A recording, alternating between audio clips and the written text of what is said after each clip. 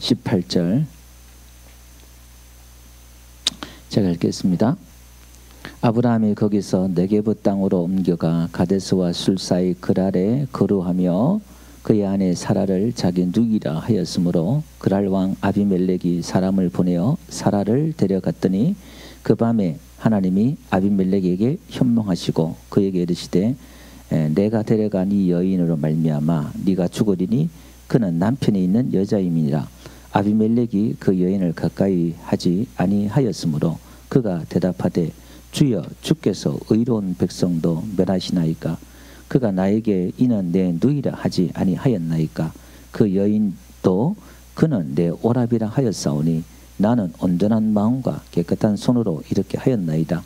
하나님이 꿈에 또 그에게 이르시되 네가 온전한 마음으로 이렇게 한 줄을 나도 알았으므로 너를 막아 내게 범죄하지 아니하게 하였나니 여인에게 가까이 하지 못하게 함이 이 때문이라. 이제 그 사람의 아내를 돌려보내라. 그는 선지자라. 그가 너를 위하여 기도하리니 네가 살려니와 네가 돌려보내지 아니하면 너와 내게 속한 자가 반드시 죽을 줄 알지니라. 아비멜렉이 그날 아침에 일찍 일어나 모든 종들을 불러 그 모든 일을 말하여 들려주니 그들이 심히 두려워하였더라. 아비멜렉이 아브라함을 불러서 그에게 이르되 네가 어찌하여 우리에게 행하였느냐 하느냐. 네가 무슨 죄를 내게 범하였기에 네가 나와 내 나라가 큰 죄에 빠질 뻔하게 하였느냐. 네가 합당하지 아니한 일을 내게 행하였다도다 하고 아비멜렉이 또 아브라함에게 이르되 네가 무슨 뜻으로 이렇게 하였느냐. 아브라함이 이르되 이곳에서는 하나님을 두려워함이 없으니 내 아내로 말미암아 사람들이 나를 죽일까 생각하였으며 또 그는 정말로 나의 이복 누이로서 내 아내가 되었음이니라. 하나님이 나를 내 아버지의 집을 떠나 두루 다니게 하실 때에 내가 아내에게 말하기를 이후로 우리의 가는 곳마다 그대는 나를 그대 오라비라 하라. 이것이 그대가 내게 베풀 은혜라 하였노라. 아비멜렉이 양과 소와 종들을 이끌어 아브라함에게 주고 그의 아내 사라도 그에게로 돌려보내고 아브라함에게 이르되 내 땅이 네 앞에 있으니 네가 보기에 좋은 대로 거주하라고. 사라가 이르되 내가 은천계를 내 오라비에게 주어서 그것으로 너와 함께한 여러 사람 앞에 내 수치를 가리게 하였노라. 내 일이 다 해결되었느니라. 아브라함이 하나님께 기도하며 하나님이 아비멜렉과 그의 아내와 여종을 치료하사 출산하게 하셨으니 다같이 여호와께서 이왕에 아브라함의 아내 사라의 일로 아비멜렉의 집에 모든 태를 닫으셨음이더라. 아멘. 할렐루야. 우리 앞뒤로 인사할까요? 잘 오셨습니다. 반갑습니다. 예, 은혜 많이 받으세요. 예, 감사합니다. 예, 제가 믿음의 남편, 은혜의 아내 이렇게 제목을 정했잖아요. 결론을 제가 말씀을 해드리고 말씀을 전할게요. 믿음의 남편은 누구냐면은 아브라함이에요. 믿음의 조상인 아브라함이고 이 사라는 은혜를 뜻해요. 하나님의 복음 은혜를 뜻하는데 이 은혜가 사라인데 이 사라가 아비멜렉에게 들어가잖아요. 이제 아브라함이 거짓말해서 내가 아내가 아니다. 그래서 아내를 빼앗겨요. 그리고 이제 나중에는 이 아내가 돌아와요. 그래서 남편과 아내는 같이 가는 거잖아요. 붙어 있어야 되죠. 한 몸이잖아요. 그러니까 믿음과 은혜는 하나예요. 붙어 있어야 돼요. 그래서 오늘 이 이야기는 믿음과 은혜가 떨어지면 어떻게 되느냐, 그리고 다시 은혜가 믿음한테 돌아오면 어떤 일이 벌어지느냐, 그 이야기예요. 근데 이게 창세기 12장에도 이 사건이 한 번 있었잖아요. 애굽에 내려갔을 때 아브라함이 바로 왕한테 이거 내 누이다 그래가지고 아내를 또 빼앗기잖아요. 그런데 이 또 블레셋 때 와가지고 오늘 20장 와서 또 아내를 또 누이라 속여요. 두 번이나 이렇게 벌어져요. 그러면 이 성경이 하나님이 이 사건을 두 번이나 이렇게 기록하고 뭐 아브라함이 참 못난 사람이라는 걸 하나님이 드러내려고 또 생각할 수도 있겠지만 여기에 놀라운 하나님의 복음이, 놀라운 하나님의 진리와 뜻이 여기 숨어 있어요. 신앙의 믿음의 큰 비밀이 여기 숨겨져 있다 그 말이에요. 그리고 오늘 본문에 보니까 치료라는 말이, 병이 치료받는다는 이 단어가 치료라는 말이 처음 나오기도 하고 선지자란 말이 또 처음 나오기도 하고 그래요. 그러니까 성경에서 처음 나오는 단어가 중요하다는 거예요. 그 의미가 어떻게 쓰여있는가 제가 한번 언젠가 말씀을 드렸지요. 여기 보니까 그 아비멜렉이 그의 아내와 여종을 치료하사 이렇게 나오잖아요. 이 가족 전체가 지금 뭔가 문제가 생긴 거예요. 그 은혜를 빼앗아 오니까 지금 가정 전체에 문제가 있어요. 이 사라 때문에 그 가정의 태문이 다 닫혔다 그 말입니다. 그런데 하나님이 요종이나 아비멜렉이나 그 모든 것들을 다 치료하는, 그의 아내까지 치료하는 역사가 오늘 본문의 사건들이 벌어집니다. 그럼 이게 지금 무슨 그림이냐면은 이사야 우리 53장에 가보면요, 예수님께서 이렇게 말씀하셨어요. 그는 실로 우리의 질고를 지고, 이 질고란 말이 병이에요. 이게 마태복음 가보면 마태가요 8장 17절 가볼게요. 거기 보니까 우리의 연약한 것을 중간에 보니까 친히 담당하시고 병을 짊어지셨다 이렇게 나와요. 그러니까 오늘 이 은혜가 돌아오면 우리에게 어떤 일이 벌어지는가 중에 하나가 이 치료되는 역사가 있어요. 치료가. 근데 예수님이 십자가에서 죽으셨는데 우리의 질병을, 우리의 질고를 지고 십자가에 죽었다는 거예요. 그럼 이 말은 우리의 병이 믿음 안에서, 십자가 안에서 고침받을 수 있다는 거예요. 아멘. 그게 육체적인 것, 그 다음에 영적인 것, 정신적인 것, 모든 게 가능하다 이 말이에요. 아멘. 일단 믿고 아멘 합시다. 할렐루야. 예. 자, 그러면 이 병을 고침받는데 어떻게 고침받느냐를 보면요, 시편 한가 볼게요. 103편. 여러분, 치유가 빨리 일어나는 방법이 뭐냐면 한번 보세요. 내 영혼아 여호와를 송축하라. 내 속에 있는 것들아 다 그의 거룩한 이름을 송축하라. 내 영혼아 여호와를 송축하며 그의 모든 은택을, 은혜를 잊지 말지어다 그 말이에요. 그가 내 모든 죄악을 사하시며 내 모든 병을 고치시며. 자, 여기 보니까요, 우리 죄를 사하시고 우리 병을 고친다는 거예요. 히브리어로 치료란 말이 라파란 말이거든요. 이게 라파인데 히브리어 글자는 하나하나가 상형 문자라 그랬어요. 다 모양이 있는 글자라 그랬잖아요. 그러니까 제가 설명을 드릴게요. 라파란 글자가 머리, 그 다음에 머리란 글자가 있고 중간에 입이란 글자가 있고 그 다음에 끝에 황소, 소란 글자가 있어요. 이게 무슨 얘기냐면 우리의 생각과 우리의 입술로 황소를 고백하면, 시인하면 제물된 예수님의 그 십자가를 우리가 생각하고 우리 입으로 고백하면 치료되는 역사가 있는 줄 믿습니다. 여기 보니까 예수님이 나의 죄를, 우리의 죄를 다 사해 주셨다, 이걸 믿으면요 치료되는 역사가 있다 이 말이에요. 여러분, 죄책감이 있고 두려운 감을 가지면 병이 와요. 여러분, 내 안에 제 문제가 해결되는 사람은요 어딜 가나 당당함이 있고 자신감이 있고 마음의 평안인 줄 믿습니다. 죄가 있는 사람은 마음이 평안하지가 않고 뭔가 불안하고 두려워하고 그래요. 그게 다 병이 오는 거예요. 그 병은 죄에서 온다 그 말입니다. 그래서 예수님의 십자가에서 내 죄 문제를 해결했다, 이걸 생각하고 입으로 시인하고 이거로 고백하면, 내 죄 문제가 예수님 안에서 해결되었다 고백하면, 내 모든 질병이 예수님의 십자가에서 죽으심으로 예수님의 채찍 맞음으로 우리가 나음을 입었다. 아멘. 그걸 자꾸 고백하고 시인하고 묵상하면 치료되는 역사가 있다 이 말이에요. 그래서 마가복음 2장에 가보면 중풍병자를 친구들이 데리고 오잖아요. 지붕을 뚫고 내려오니까 예수님께서 그 믿음을 보시고 중풍병자에게 고치기 전에 뭐라고 말씀하셨어요? 내 제사함을 받았느니라 이렇게 말해요. 병 고치기 전에 네 제사함을 받았다 이렇게 말해요. 지금 여기 회개한 것도 아니에요. 이 믿음을 보고, 무슨 믿음? 예수님께 나기만 하면 이분은 은혜로운 분이라 나를 불쌍히 여기셔서 고쳐주실 거야, 이 믿음 가지고 나왔단 말입니다. 아멘. 그 믿음이 예수님께서 보시고 네가 제사함 받았다 그러는 거예요. 여러분, 사도행전 10장에 가보면요 이방인 고넬료 가정, 백부장인 고넬료 가정에 베드로가 가서 가정에 부흥회를 하잖아요. 설교를 하잖아요.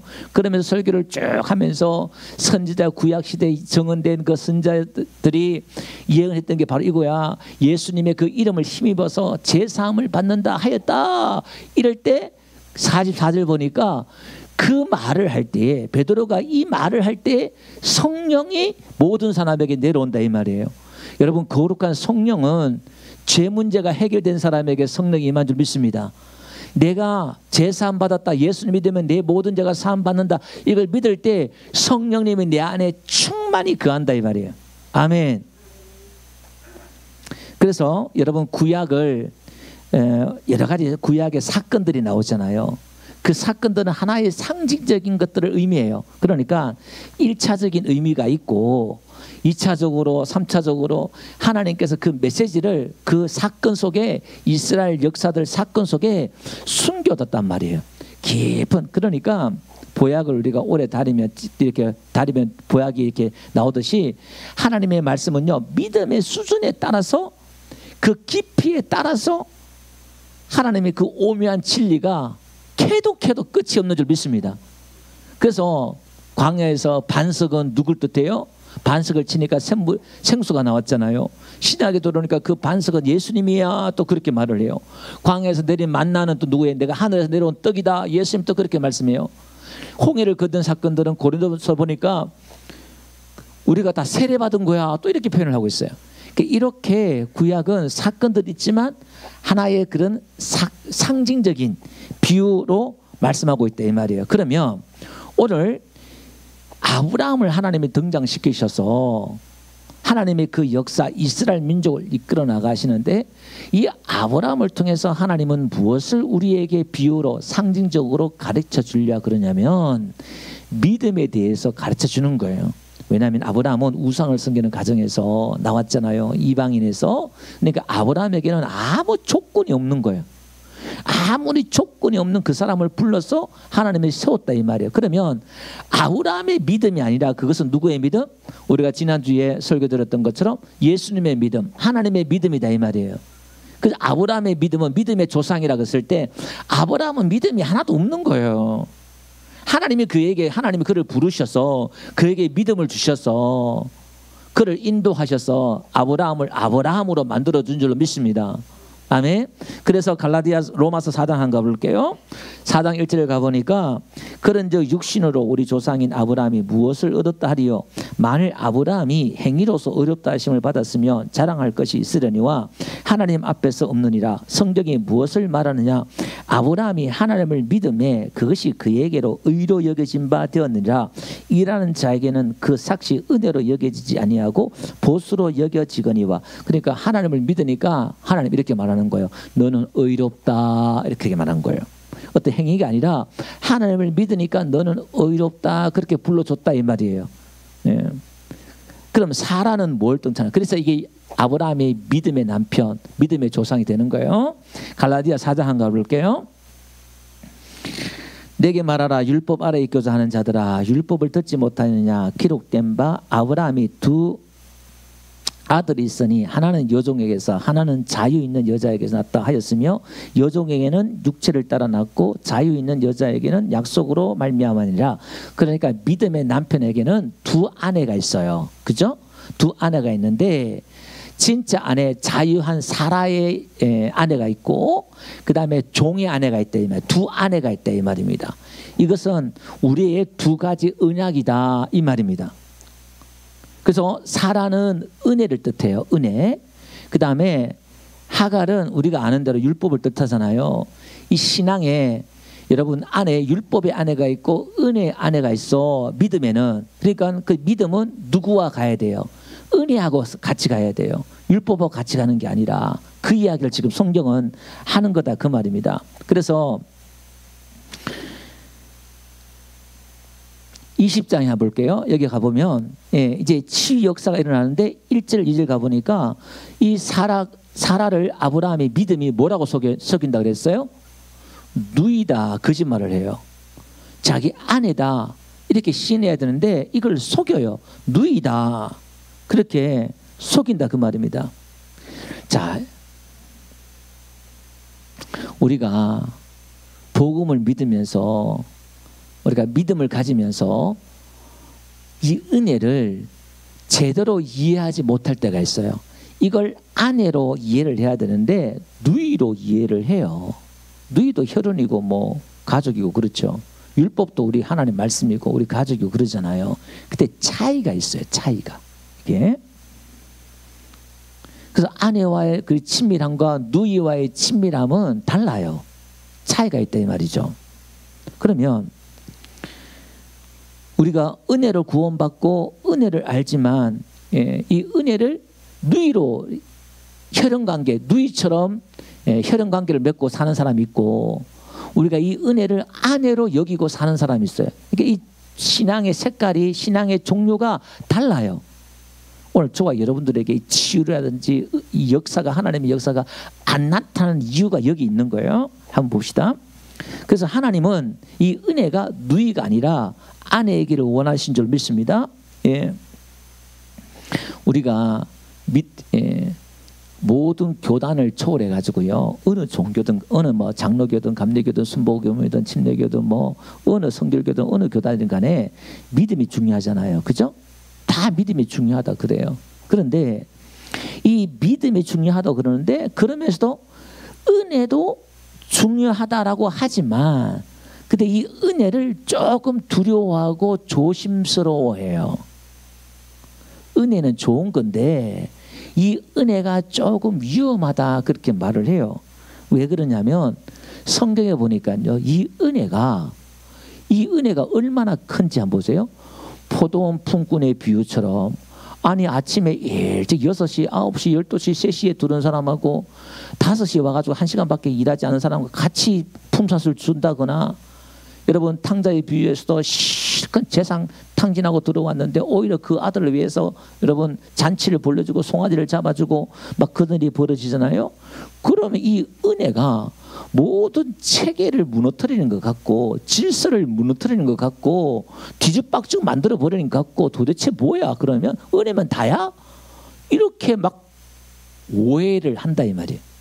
그 은혜에 대해서 깊이 이해를 못하면 이렇게 오해를 하게 되고 은혜는 조심해야 돼. 또 사람들이 은혜를 제대로 이해하지 못하면 야 모든 게 다 은혜네 하나님이 사랑이 은혜네 그리고 방종으로 나가서 마음대로 죄짓고 마음대로 막 살고 그런단 말이에요. 그 은혜를 이해를 못하니까 살짝 머리로 막 그냥 살짝 이해하니까 그 은혜를 깊이 깨닫고 이해하지 못하니까 은혜를 방종으로 더 죄를 짓는다든지 아니면 은혜를 더 거부한다든지 이런 극단적인 일들이 벌어진다 이 말이에요. 그래서 오늘 우리는 아내를 잘 알아야 돼요. 지식을 가지고 여자가 좀 복잡하잖아요. 몇십 년을 살아도 잘 몰라요. 남자가 참 이게 저 보니까 그러더라고요. 근데 모든 남자들 다 이렇게 하더라고요. 잘 안다고 하는데 살아도 몰라. 우리 교회 성도들 봐도요. 남편들이 대부분이 아내를 안다고 하지만 몰라. 그만큼 이해 어려운 거예요. 사실 안다는 게. 그 은혜도요. 그런 거예요. 자 그러면 우리가 이 믿음이 은혜와 함께 간다. 이렇게 정의를 내리고 한번 볼게요. 에베소서 2장 한번 볼게요. 에베소 2장 5절 한번 볼게요. 허물로 죽은 우리를 그리스도와 함께 살리셨고 또 함께 일으키사 그리스도 예수 안에서 함께 하늘에 앉으시니 이는 그리스도 예수 안에서 우리에게 자비하심으로써 그 은혜의 지극히 풍성함을 오는 여러 세대에 나타내려 하심이라. 그러니까 예수님의 시대 지금 시대는 은혜가 지금 풍성함을 나타내려 한다 그 말이에요. 자 8절 다 같이 한번 읽어봅시다. 시작. 너희는 그 은혜에 의하여 믿음으로 말미암아 구원을 받았으니 이것은 너희에게서 난 것이 아니요 하나님의 선물이라. 행위에서 난 것이 아니니 이는 누구든지 자랑하지 못하게 함이라. 자 8절 거기 보니까 은혜에 의하여 믿음으로 말미암아. 그러니까 은혜와 믿음이 같이 작용해요. 같이 간다 이 말이에요. 로마서 한번 가볼게요. 4장 16절 한번 가봅시다. 그러므로 상속자가 되는 그것이 은혜에 속하기 위하여 믿음으로 되나니. 이 은혜에 속하기 위해서 믿음으로 된다. 그렇게 말을 해요. 자, 그러면 지금 이 사건이 두 번이나 이 사건이 벌어졌다 그랬잖아요. 그 마귀는, 사단은 이 믿음에서 은혜를 떼내려고 그래요. 믿음에서 은혜를 빼앗아가려고 그래요. 왜냐하면 이 은혜가 믿음과 같이 붙어 있으면 마귀는 꼼짝을 못해요. 마귀는 아무것도 못해요. 믿음은 좋은데 은혜가 없는 사람이 있어요. 그런 사람이 있어요. 뭔가 열심히 하고 믿음이 하고 좋고 성령 충만한 것 같은데 은혜가 없는 사람이 있어요. 그 말은 무슨 얘기냐면은, 은혜가 없다 이 말은 은혜의 사고, 그러니까 우리가 은혜를 감정으로 생각하면 안 된다 이 말이에요. 은혜는, 예, 권사님 앞에 찬양할 때 울렸으면 술 갈 때 꺼야지. 예, 연세 드셔서 그러시니까 이해하시. 그러니까 우리가 은혜를 약 기운, 약을 먹은 것처럼, 약이 떨어지면, 약 기운이 떨어지면 우리가 약 효과 떨어지잖아요. 자꾸 은혜를 우리가, 그러니까 은혜 우리가 얼마나 하나, 은혜 받읍시다, 은혜 충만, 은혜 받았습니다, 많이 쓴단 말이에요. 그걸 우리 하나의 감정으로, 느낌으로 이해하면 안 되고, 그것은 뭔가 깨달음이에요. 깨달음. 깨달음인데, 자, 근데 마귀는 어쨌든 이걸 자꾸 떼내려고, 우리 안에서 은혜를 빼내려고 그래요. 이 사단의 놀라운 전략이 여기 숨어 있어요. 비밀이. 그러면 한번 봅시다. 성경에서 말하는 그 부분들을 우리가 보면, 자, 20장 3절 한가 볼게요. 보면에 하나님이 아비멜렉의 꿈에 나타나가지고 뭐냐면은, 그는 남편이 있는 여자다 그렇게 말하잖아요. 그거는 믿음하고 같이 붙어 있어야 돼 그 말입니다. 그래서 네가 그거 돌려보내지 않으면 너는 죽는다. 하나님이 그냥 경고를 하고 있습니다. 자, 그러면 거기서 말하는 게 뭐냐면은, 하나님께서 아브라함에 대해서 평가를 하시는 게 뭐냐면은, 그 아브라함은 선지자다 그렇게 표현을 하고 있어요. 그죠? 아니, 아브라함이 언제 선지자였어요? 아브라함이 지금 7절 보니까 이제 그 사람의 아내를 돌려보내라. 그는 선지자라. 그가 너를 위하여 기도하리라. 지금 여러분, 아브라함이 지금 면목에 지금 안 쓰는 상황이에요. 아내를 갖다가 누이라 해가지고 지금 남의 남자한테 줬단 말이에요. 아, 이 사람이 무슨 선지자냐 이 말이에요. 근데 선지자란 말이 여기 처음 나와요. 예? 아니, 모리아산에서 이삭을 바칠 때 그때 선지자라 그러면 좀 폼이 나잖아요. 아니면 소돔과 고모라 땅에서 자기 조카 롯이 유황불로 다 심판받아 죽을 때 그가 중보기도 하잖아요. 살려달라고 기도하잖아요. 아, 그때 선지자라 그러면 얼마나 멋있어요. 아, 근데 지금 가장 어떻게 보면 못나고 선지자답지 않는 상황에서 아벨렉 왕이 그는 선지자다. 그 안에 돌려보내라. 그렇게 말하고 있다 이 말입니다. 자, 그러면 이게 지금 그림이 무슨 그림이냐면은, 오늘 교회가, 저와 여러분들이 세상을 향하여, 성도를 향하여 속인다는 거예요. 은혜를 은혜로 말하지 않고 은혜가 누이다 이렇게 속인다 이 말이에요. 무슨 얘기냐면은, 여러분 예수님 믿으면 다 구원받습니다. 예수님 믿으면 하나님이 응답해 주시고 치료해 주십니다. 그래 교회 와요. 교회 들어와요. 교회 들어오면 그때부터 뭘 가르치느냐? 하나님 앞에 복을 받으려면, 하나님 앞에 치료 받으려 그러면 기도해야 됩니다. 성경 읽어야 됩니다. 예, 예배 참석해야 됩니다. 하나씩 조건을 내미네요. 물론 우리가 기도하고 말씀 보고 하면 또 그것도 역사가 일어나잖아요. 그런데 그게 조건으로 내세우면 안 된다는 거예요. 어디서 우리가 배웠죠? 40년 안전병을 일으켰을 때에 베드로가 옷을 찢으면서 울분을 토하지요. 우리의 경건으로, 우리의 믿음으로, 우리가 기도했어, 우리가 성경 읽었어, 우리가 믿었어, 우리가 기도해서 이 사람이 일으킨 것처럼 왜 우리를 주목하느냐? 그게 조건이 아니었다는 거예요. 아멘. 그러니까 오늘 우리가 이 은혜를 모르는 게 뭐냐면, 우리가 신앙생활을 하면서 기도, 예배, 봉사, 헌금 이게 다 있잖아요. 종교에서는 이게 조건이에요. 조건. 그래서 이게 조건이 되어서 내가 믿는 신이 복을 주는 거야.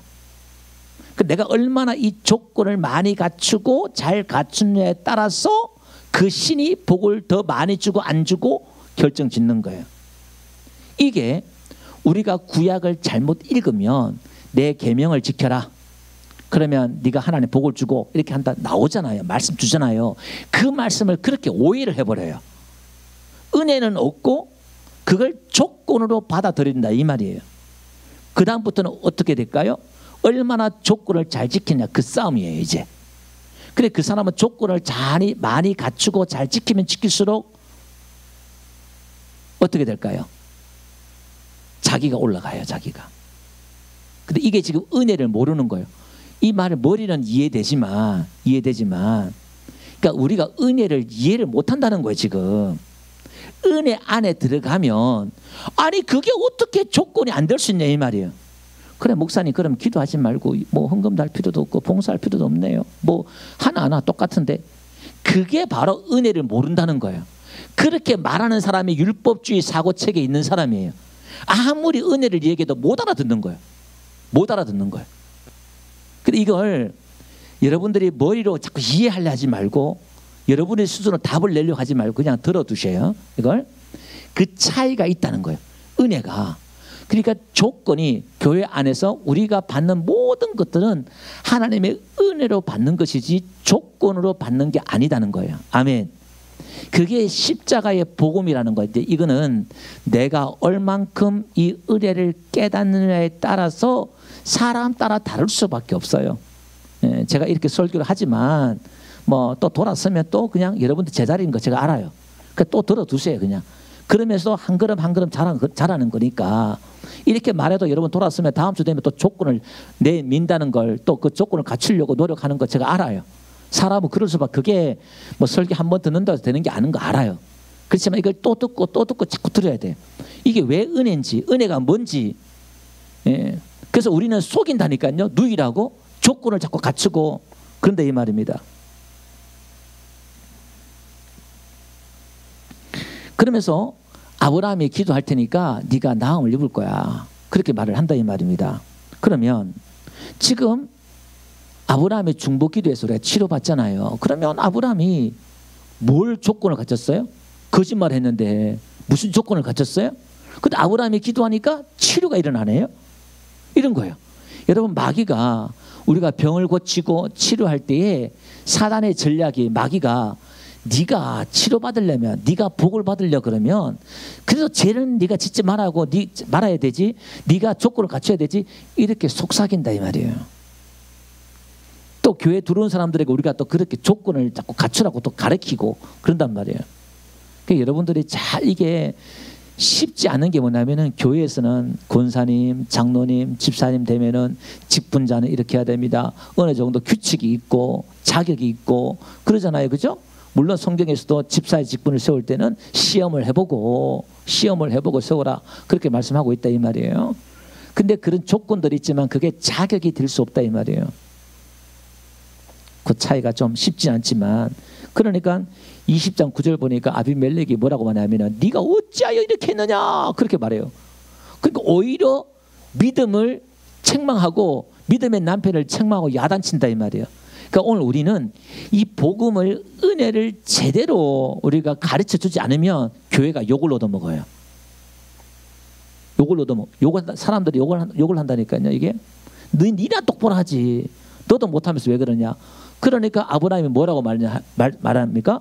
이곳에서는 하나님을 두려워하는 게 없으니까 내가 누이라고 했다. 또 실제로 누이다. 그렇게 말을 하잖아요. 그러면 아브라함이 사라를 빼앗긴 것은 왜 빼앗겼어요? 왜 보냈어요? 두려웠어. 하나님이 여기는 두려워하는 게 없으니까 자기가 죽을까 싶어서 은혜를 내보낸 거예요. 그러면 우리가 은혜가 떨어질 때는, 믿음에서 은혜가 떨어질 때는 언제 떨어진다? 언제 떨어져요? 그렇죠. 두려워할 때 은혜가 떨어진다 이 말이에요. 풍랑이는 바다에 제자들이 두려워할 때 은혜가 떨어져 버렸어요. 그래서 예수님이 막 야단을 치잖아요. 어찌하여 무서워하느냐? 어찌하여 두려워하느냐? 막 그런단 말이에요. 여러분, 우리에게 어떤 환난 풍파가 온다 할지라도, 어떤 문제가 나에게 있다 할지라도 은혜 안에 거하시기 바랍니다. 두려워하지 말라 이 말이에요. 왜 두려워하지 않습니까? 하나님은 나를 사랑하시고, 하나님은 나에게, 나는 자격이 없지만, 나는 조건이 없지만 하나님이 나와 함께 하시고 나를 인도하실 거야. 나를 건지실 거야. 나를 치료하실 거야.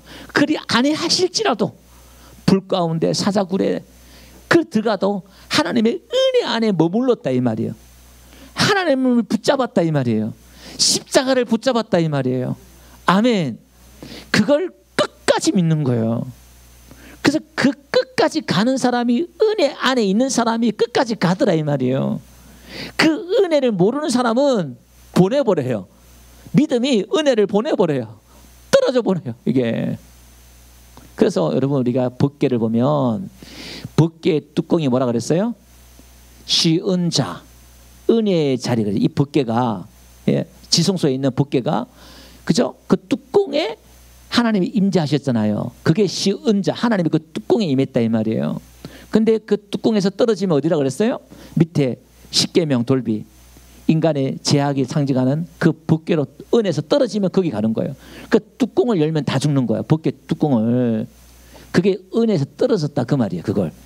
그 성경은 일괄적으로 뭐에 대해서, 이 은혜에 대해서, 복음에 대해서 줄기차게 이야기하고 있어요. 할렐루야. 여러분 한번 봅시다. 누가복음 볼게요. 누가복음 4장 한가 볼게요. 예수님이 이렇게 말씀하셨어요. 주의 성령이 내게 임하셨으니, 그러면서 이제 구약에 예언된 그 말씀들을 이야기하면서 19절 볼게요. 주의 은혜의 해를 전파하게 하려 하시면 이렇게 나와요. 그러니까 예수님이 오시고 난부터는 이게 희년이잖아요. 희년을 전파하게 하려 하시면 이렇게 말하는 게 아니라, 이 희년은 모든 걸 다 돌려주잖아요. 종도 땅도 다 돌려줘야 돼요. 50년째가 되면은 이게 은혜의 해래요. 그러면 지금은 무슨 해? 은혜의 해라는 거예요. 아멘. 그럼 우리 예수님도요, 누가복음 22장 40절 가보니까 예수님이 잘하는데요, 보니까 하나님의 은혜가 그의 위에 있더라 이렇게 말해요. 예수님 위에 하나님 은혜가 충만하더라 그 말입니다. 아멘. 요한복음 1장 16절 한번 가볼게요. 사도 요한이 예수님에 대해서 이야기하는데 보니까 은혜 위에 은혜더라 이렇게 나와요. 그 위에란 말이 헬라어로 안티 이런 말인데, 대신, 뭐뭐 대신 이 말이에요. 이 말은 은혜 대신 은혜더라 이 말이에요. 이게 뭐죠? 은혜가 떨어지면 또 은혜가 생기는 거예요. 은혜가 떨어지면 바로 은혜가 또 생기는 거. 아멘. 그러니까 은혜가 멈추지 않는 거예요. 은혜가 계속 샘솟듯 솟아난다 이 말이에요. 아멘. 그래서 바울도 이렇게 말하고 있어요. 스데반도 한번 봅시다. 사도행전 6장 가볼게요. 스데반이 뭐가 충만해요? 은혜와 권능이 충만해요. 은혜 안에 충만해. 그러니까 은혜를 안 거예요. 깨달은 거예요. 이 은혜가 뭔지 깨달았다 그 말입니다. 로마서 한번 가볼게요. 1장 5절. 그로 말미암아 우리가 은혜와 사도의 직분을 받아 이렇게 나와요. 은혜의 직분은, 이 직분을 받았다 그 말입니다. 사도행전 14장 3절 가볼게요. 바울과 바나바가 전도하는 거예요. 두 사도가 오래 있어 주를 힘입어 담대히 말하니 주께서 그들의 손으로 표적과 기사를 행하게 하여 주사 자기 은혜의 말씀을 증언하시니. 그러니까 표적과 기사가 일어나는데 이유는 뭐예요? 은혜의 말씀을 전하기 위해서 그런 거예요. 이건 은혜야, 은혜. 예수 믿으면 하나님이 치료해 주십니다. 예수 믿으면 구원받습니다. 그렇게 말하니까 막 기적이 일어나는 거예요. 그걸 이제 증명해 주는 거예요. 그러니까 사도행전 20장에 사도 바울이 이 은혜를 깨닫고 그가 고백하는 게 뭐냐면은 이렇게 고백해요. 내가 달려갈 길과 주 예수께 받은 사명 곧 하나님의 은혜의 복음을 증언하는 일을 마치려 하면은 나의 생명조차 조금 더 귀한 것으로 여기지 아니하노라. 사도 바울이 은혜의 직분을 받았고 이 은혜의 복음을 전하는데 자기 생명도 아끼지 않는다는 거예요. 그럼 이 은혜의 복음이 뭐냐 이 말이에요. 이게 우리가 평생 죽을 때까지 이걸 깨달아가고 배워가고 이해해 가야 될 말씀인 줄 믿습니다. 그러니까 여러분들이 아는 게 아니에요. 저도 그래요. 한 해 한 해 틀려요. 이 깊이가 은혜의 말씀에 대해서 이걸 이해하는 게 보통 어려운 게 아니에요. 이게 머리로 이해할 수 있는 게 아니다 이 말이에요. 하나님이 깨달음을 줘야 되고 하나님이 지각을 열어서 이해를 시켜줘야 돼요. 아멘. 그럼 제가 이렇게 말하는 거는 여러분들에게 뭔가 궁금증이 있고 사모함이 있고 갈급함을 만드는 거예요. 그걸 좀 구하라 이 말이에요. 그걸 찾으라 이 말이에요. 그걸 갈망하라 이 말이에요. 뭔지 모르겠지만 있는가 보다 생각하고 더 깊은 은혜가 있는가 보다 하고 할렐루야. 좀 내 영적인 신앙의 의식들을 깨워서 이 은혜를 배우려고 그래야 되고 하나님의 말씀에 대해서 오묘한 진리에 대해서 배우려고 그러고 복음으로 은혜로 더 깊이 들어가려고 그러고 그렇게 한다 이 말이에요. 만약에 이런 게 없으면 성경이 뭐가 어려워요? 그냥 다 기록한 거 하라는 거 하고 하지 말라는 거 안 하면 되는데 성경 공부할 필요도 없고 연구할 필요도 없고 뭐가 어려워요? 그냥 주님 말씀 예수 믿었으면 예수 올 때까지 그냥 신앙 지키고 그냥 가면 되지. 뭐로 그렇게 연구하고 머리 싸매고 깊이 우리가 자라가고 할 필요가 뭐가 있겠어요? 그런데 이것은 의미고 깨달음이기 때문에 복음에 대해서 가난한 심령으로 목마른 심령으로 막 또 배우려고 그러고 하나님을 찾고 사랑하려고 그러고 할 때에 하나님의 그 마음을 하나님의 그 사랑을 내가 배워가는 거예요.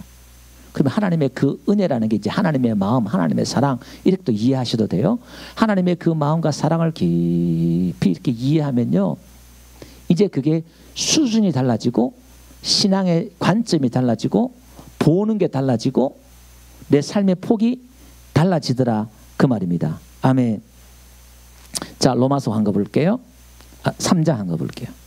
24절 다 같이 한번 읽어봅시다. 시작. 속량으로 하나님의 은혜로 어렵다 하심을 그죠? 예수 안에 있는 죄값을 지불했다 이 말이에요. 속량했다 이 말이에요. 그래서 하나님의 은혜로 우리가 어렵다함을 얻는 거예요. 아브라함이 믿음으로 어렵다함을 얻단 말. 선지자다 이렇게 어렵다 이렇게 얻었다 이 말입니다. 그러면 로마서 5장 2절요. 믿음으로 써 있는 이 은혜에 들어감을 얻었으며 이렇게 나와요. 로마서 5장 21절 한번 볼게요. 이는 죄가 사망 안에서 왕노릇한 것 같이. 그러니까 여러분 아담이 죄를 지어가지고 이 세상에 사망이 죽음이 왕노릇하고 있잖아요. 다 죽인다? 그럼 다 두려워해요. 꼼짝 못해요 죽음 앞에.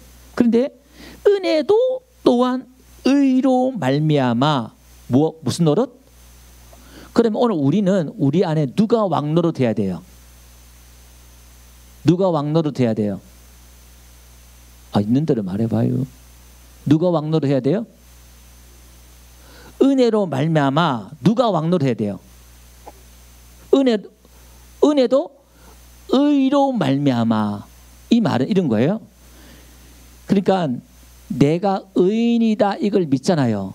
내가 의인이다. 아브라함을 하나님이 선지자다 의인이다 이렇게 불러줬단 말이에요.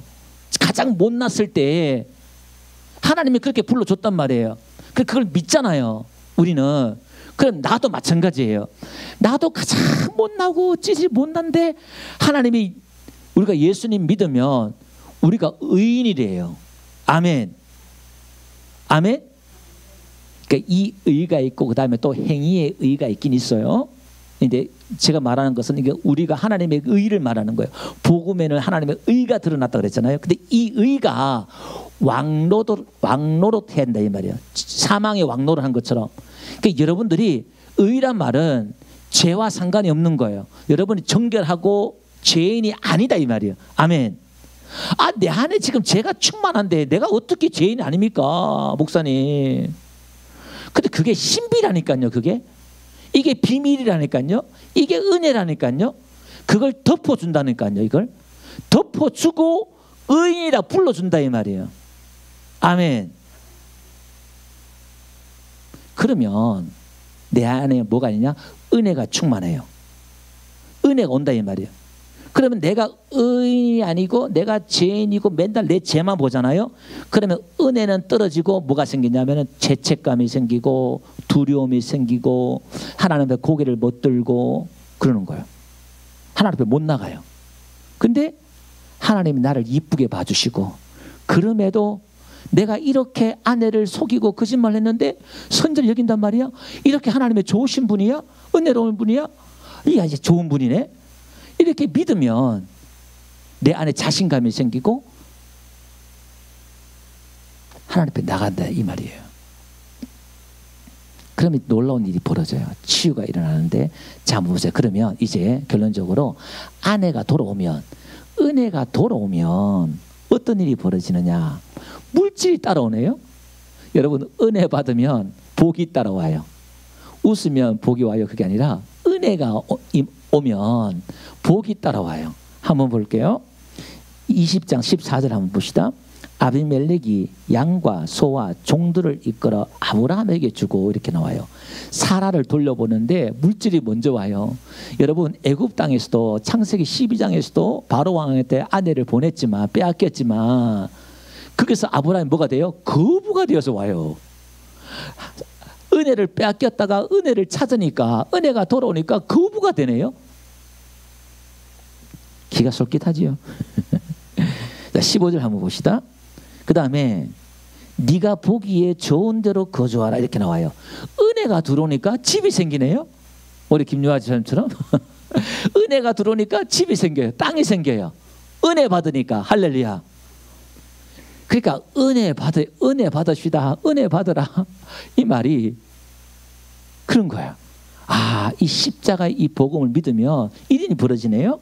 그 다음에 16절 한가 볼래요. 보세요. 은혜가 돌아오니까 이렇게 말해요. 사라에게 이르되 내가 은 1000개를 내 오라비에게 주어서 그것으로 너와 함께한 여러 사람 앞에서 내 수치를 가리게 하였노니 이렇게 나와요. 은혜가 돌아오니까 뭐가 가려져요? 내 부끄러움이 수치가 가려져요. 여러분 아담이 죄를 지었고 나서 나무 뒤에 숨잖아요. 어디 있느냐? 내가 벗었으므로 숨었나이다. 그러니까 하나님이 가죽옷을 입혀줘요. 통으로 된 가죽옷을 입혀주잖아요. 하나님의 은혜로 그것을 진멸하고 죽인 게 아니라 은혜로 이렇게 덮어줘요. 할렐루야. 탕자가 돌아올 때 아버지가 옷을 입혀주고 가락지를 끼워주고 신발을 신겨줘요. 근데 율법은요 신발을 벗겨요. 신발을 벗어라 그러잖아요. 근데 은혜는 신발을 신겨줘요. 옷을 입혀주고 할렐루야. 그러니까 은혜는 덮어줘요. 여러분 가정에는 은혜가 있잖아요. 이게 덮어줘요.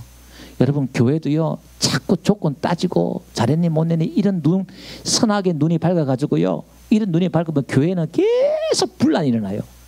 교회가 계속 쪼개져요. 복음으로 돌아가야 돼요. 은혜로 돌아가야 돼요. 덮어줘야 돼요. 아멘. 누구도 오면 안아주고 덮어주는 은혜가 일어나야 될 줄 믿습니다. 그리고 또 한번 보세요. 17절. 아브라함이 하나님께 기도하며 하나님이 아비멜렉에게 그의 아내와 여종을 치료하사 출산하게 하셨으니 그러니까 치료되는 역사가 있어요. 이렇게 은혜가 들어오니까요. 이 은혜 안에 그러니까 마귀는요. 네가 치료하려 그러면 그래도 네가 믿음이 있어? 너는 네가 무슨 기도 목사님이 기도하고 병 낫지 네가 기도하다가 누가 병 낫느냐? 마귀가 속여요. 네가 뭐 한다고 믿음이 있다고 네가 뭐 성경 많이 한다고 네가 뭐 기도할 줄 안다고 네가 기도한다고 낫겠어? 마귀가 이렇게 은혜를 떼낸다니까요. 그럼 여러분 은혜를 찾아와야 돼. 은혜를 가져오는 것은 뭐예요? 그래 내가 이방인이지만 내가 이렇게 개지만 주인의 상에 떨어지는 부스러기만 있어도 내 딸은 귀신 들린 딸은 내가 치료받는다. 이런 믿음을 가질 때에 은혜를 붙잡았단 말이에요. 그러니까 예수님이 여인아 내 믿음이 크도다. 아멘. 오늘 우리 초신자든 여러분 믿음이 있든 없든 간에 여러분이 뭘 할 줄 알든 못하든 간에 여러분들이요 은혜 안에서 예수님께 하나님께 기도하면 치료되는 역사가 있는 줄 믿습니다. 그래서 마귀는요, 이 비밀을 알기 때문에 이 은혜가 들어가면 귀신이 떠나가고 병들자가 고침받고 마귀가 힘을 못 써요. 죄가 왕노릇도 하지 못한다 이 말이에요. 은혜가 들어가 버리면 죄가 왕노릇해야 마귀가 왕노릇한다 이 말이에요. 그 죄를 가지고 사단이 왕노릇한다 이 말이에요. 우리를 사로잡는다 이 말이에요. 이게. 근데 오늘 우리는 내 안에 은혜가 강하게, 은혜 안에서 강해져야 된다 이 말이에요.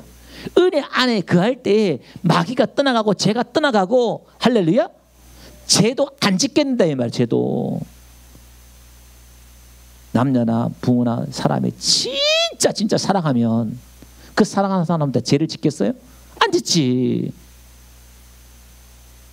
사랑은 없고 그냥 하려고 그러니까 또 죄 질 수도 있잖아요. 근데 오늘 우리가 그 하나님의 사랑 안에, 은혜 안에 거하면은 정말 하나님의 말씀대로 살아요.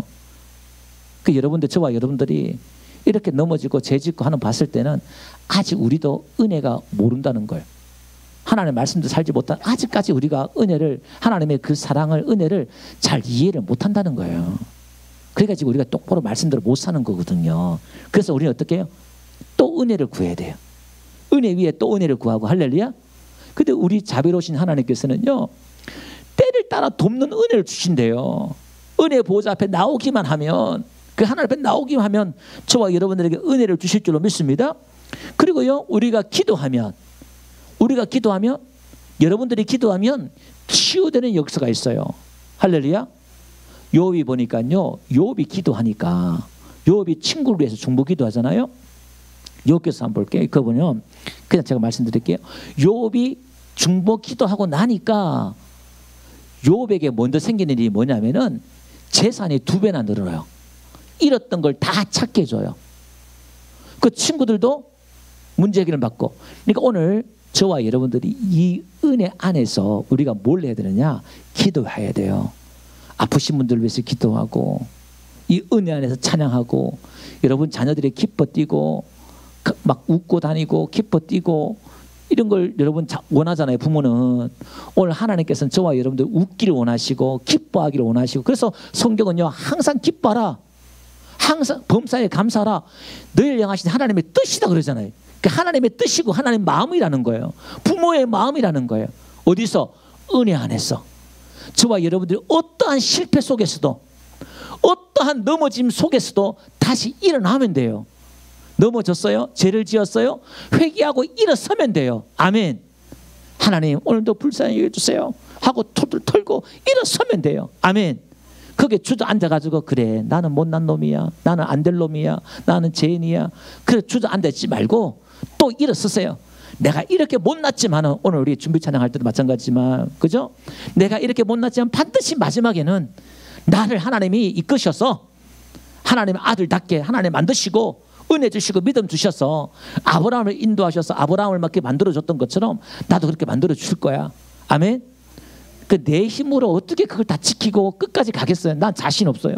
목사님 저도 자신 없어요. 정말 자신 없어. 그래서 제가 목사님들 임종 예배 드릴 때요, 부러워요. 왜 부르는지 아세요? 그래서 저 목사님 이제 처절한 그 자신과의 싸움에서, 전투에서 해방됐으니까 부러워요. 다 마쳤으니까. 저도 어떻게 막 처절하게 내 자신과의 싸움에서 가야 되는데 왜? 내 못난 모습 때문에 너무너무 힘들어요. 제일 힘든 부분들이 있어요. 근데 하나님은 은혜가 나를 붙들고 있어요. 안 그러면 나 목사도 그만둬도 12번 그만뒀어요. 나같이 못난 사람이 무슨 목사냐? 그만두고 싶어요. 도망가고 싶어요. 한두 번이 아니에요. 근데 하나님의 은혜가 있기 때문에 또 쓰고 자기 욕고 그러지만 또 쓰고 오늘까지 온 거예요. 아멘. 하나님의 은혜 안에 거하기 때문에. 그래서 그 은혜 안에 내가 내 자신을 보면 그렇지만은, 그래서 우리가 하나님 앞에 감사하면서 은혜로 우리가 달려가는 거예요. 여러분들께 중보하고 기도하고 하나님 은혜 안에 거하는 저와 여러분들 되시기를, 또 은혜를 찾아오는, 은혜를 뺏기지 않는 저와 여러분들 되시기를 주의 이름으로 축원드립니다. 찬송가 53